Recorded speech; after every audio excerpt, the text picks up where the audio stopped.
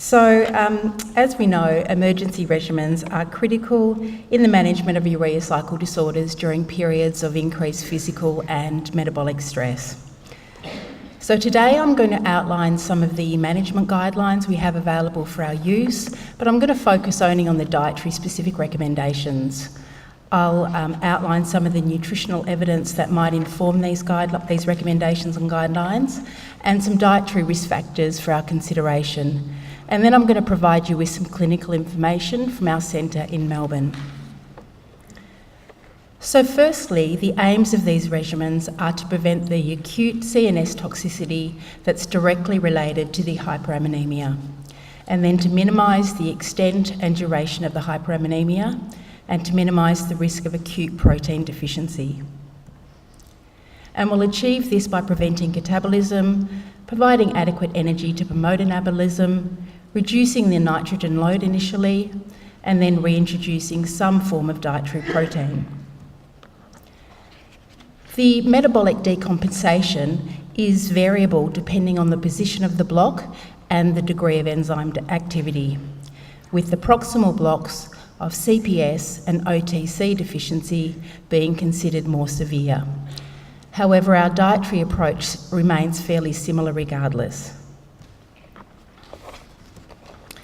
So some of the published guidelines and recommendations that we can use really have a value in harmonising our practice and giving us some common standards. However, they're not meant to be rigidly implemented or to replace our clinical judgment. The guidelines that come from Europe and the USA provide us with some graded recommendations, and this is based on the available evidence. However, they don't usually exceed level C from non-analytical studies and case reports. Overall, there's really good consensus on the concepts of management, but there are some differences, and I'll go through these. So the initial nutrition route, first of all, the recommendation is that they all should commence very quickly at home at the first sign of illness, and then escalated if there is no improvement seen within hours. The initial nutrition route is oral or enteral.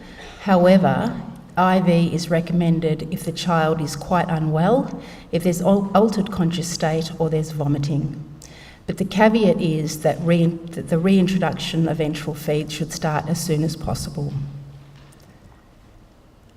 Achieving adequate energy intake is agreed across the board, but this is generally from glucose polymer, graded according to age, or IV dextrose plus or minus lipids.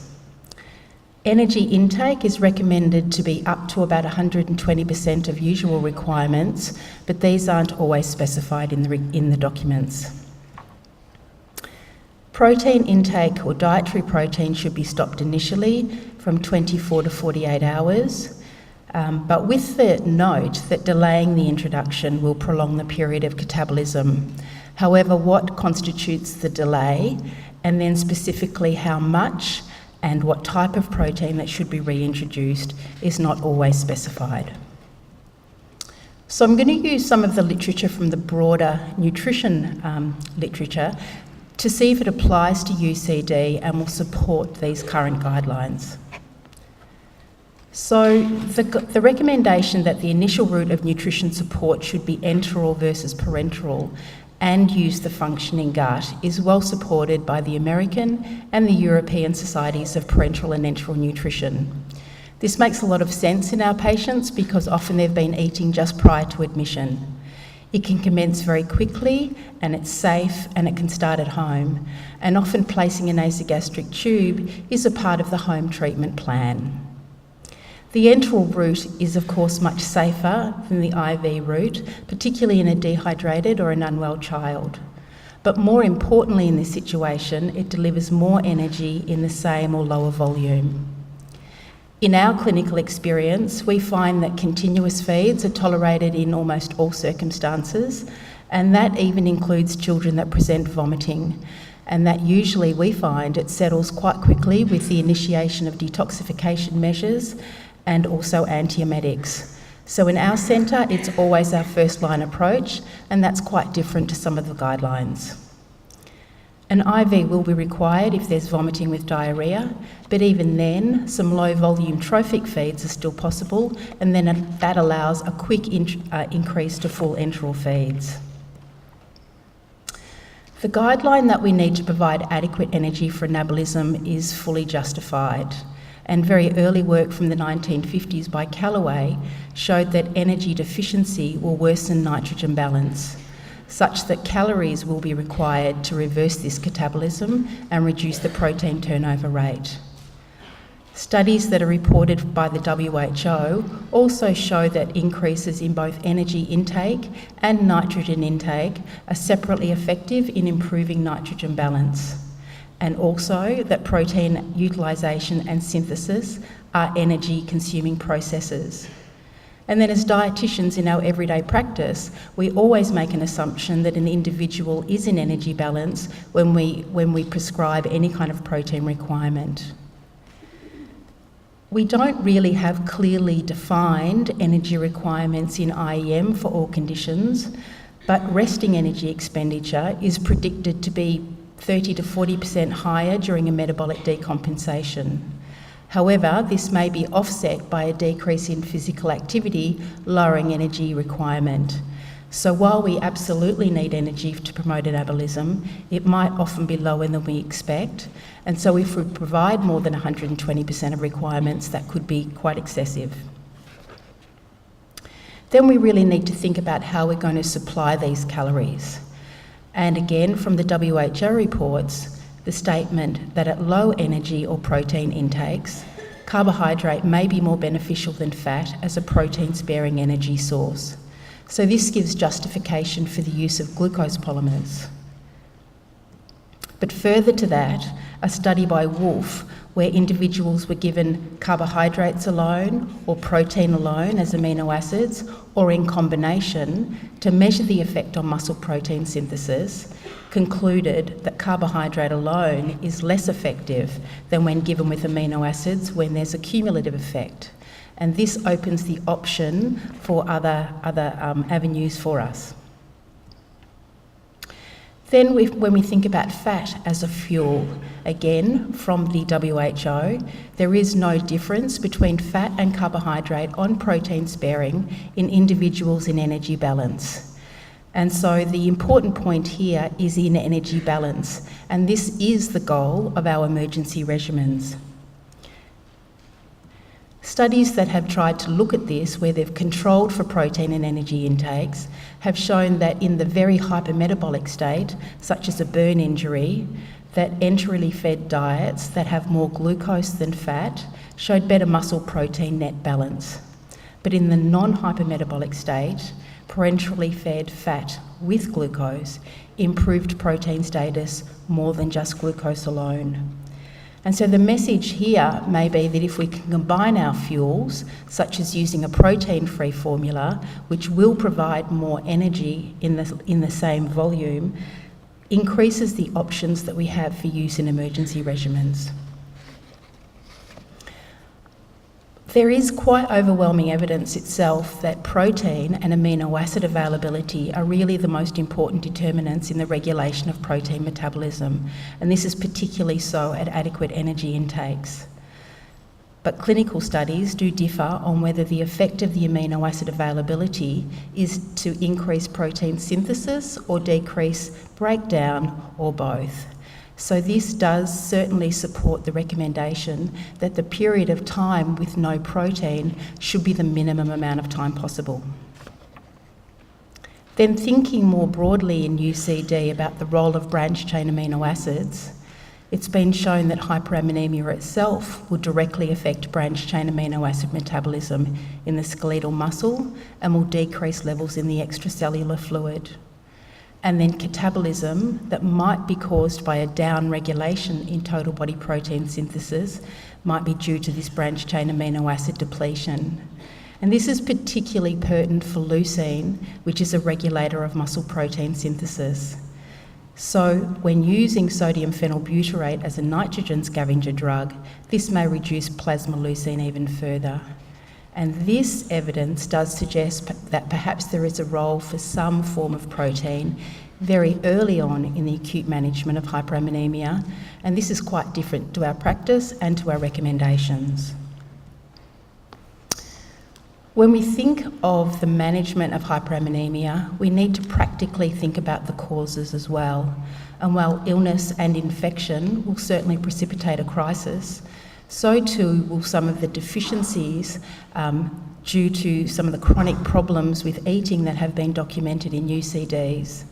And this includes a protein aversion, most often a high-quality protein aversion that's been documented in up to 65% of patients, frequent vomiting in up to 50% of patients, and then hyperammonemia that might be secondary to the chronic protein malnutrition by simply being on a very low protein diet.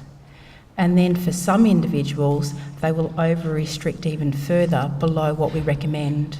And this has been documented by Rani Singh and in a study by Wilcox based on 24-hour urinary nitrogen excretion. This has further been documented in a retrospective review that came from our centre in Melbourne. And this was designed to answer the question, what is the likely plasma amino acid profile of a patient that presents with hyperammonemia during their acute metabolic decompensation? And it was aimed to support our informed decision making regarding our management. So in 240 admissions for metabolic decompensation over a 28-year period, 96 episodes where the ammonia and plasma amino acids were measured within 30 minutes of each other were analysed. And the results of this study suggested that the majority of patients actually present with signs of protein deficiency. And this was evidenced by low to low normal levels of plasma amino acids in almost all of the samples, that all 3 of the branched chain amino acids were low in more than a third of the samples, and that valine was the most frequently low and by the greatest amount in up to 60 to 65% of samples. There was also a very strong positive correlation between having low branched chain amino acids and the other essential amino acids. So the conclusions of this have nutritional significance and are important for us to consider, and that is that protein deficiency is common at the time of metabolic decompensation, and so too are low plasma branched chain amino acids. Then the use of phenylbutyrate may exacerbate this further. However, our patients were not treated with phenylbutyrate but only sodium benzoate. And these findings challenge the recommendation to cease all protein at acute decompensation and perhaps to rethink the structure of our emergency regimens. This could be the early essential amino acid supplementation, and by early I mean immediately, not after 24 hours. And the rationale here would be to provide indispensable and utilisable amino acids that have a lower nitrogen load than food, which of course is critical in hyperammonemia. If there are already low levels of plasma amino acids, as we've had evidence of, then giving the essential amino acids will allow for surplus nitrogen for synthesis of the non-essential amino acids and therefore reduce flux through the urea cycle. Of course, the efficacy and the safe quantity of these essential amino acids will need to be determined. In our centre, we empirically consider about 0.5 grams per kilogram per day at initiation of emergency regimens. So in summary, we should support the enteral route as our primary nutrition route. It's safe and allows a higher energy delivery, and it can be tolerated even with initial vomiting with treatment. And continuous feeds may better support this.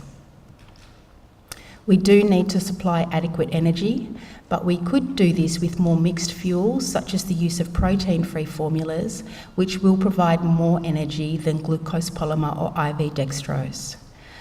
Certainly, they are applicable for all age groups. They're recommended mostly in infants, but by concentrating the powder, you can use them up to adulthood. Glucose polymer is still cheap and it's effective and it's well tolerated, and certainly for an oral emergency regimen, it may be better for some patients. But glucose on its own, when you can achieve energy balance, doesn't confer a particular advantage.